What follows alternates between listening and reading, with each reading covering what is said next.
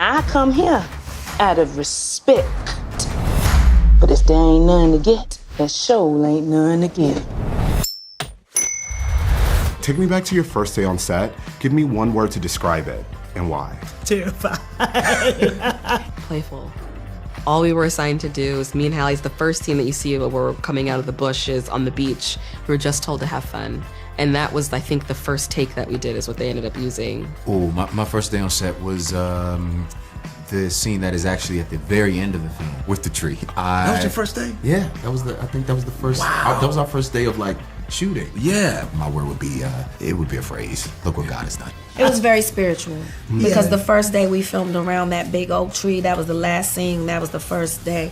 And we were on this property that still had slave shacks. We walked back there and my heart dropped, sank. And you know, it's like those moments where if these walls could talk, you know, and we were saying the same thing about the tree. I was like, if that tree could talk, like I could just feel the strange fruit. He's good. You fellas gonna be ready for me to sing? Oh, well, yes, ma'am.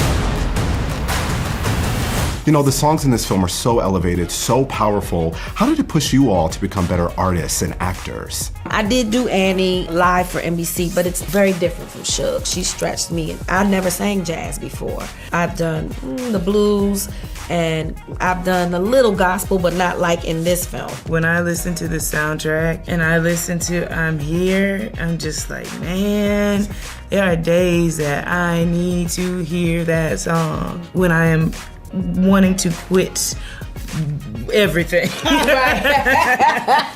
For some reason, when I do a film or a television show, they hand me another thing to do.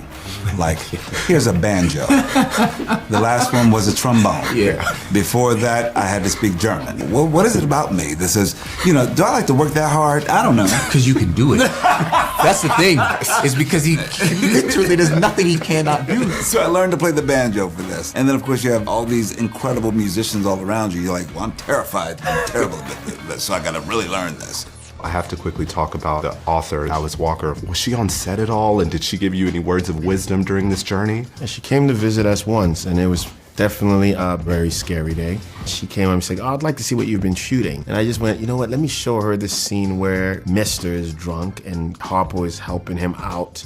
And he lays his head on Harpo's chest and goes, you done good, you know? And I hear deep sobbing behind me, and I go, either I've screwed up royally and I might lose my job today, or I've moved the oracle who birthed this brilliance to tears, and it ended up happening to be the latter.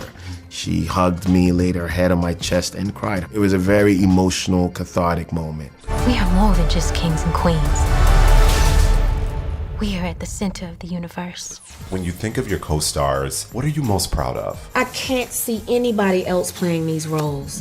And I'm just so grateful that I'm in a time where I can help pour into your beginning, because you both have bright futures ahead of you, for sure. Thanks, T. I'm just gonna pass it to Miss Taraji. Seeing someone who has not had an easy journey in this industry, but to continue to say, I'm here and I want to find my joy and peace in this industry, and I'm gonna be present and supportive of my sisters and lift them up so that our journeys will be easier. I'm really grateful to see that in her, because everybody can't give that, and I understand why they can't give it, because it's hard to open up your heart in that way. So it's really beautiful to watch. Thank you so much.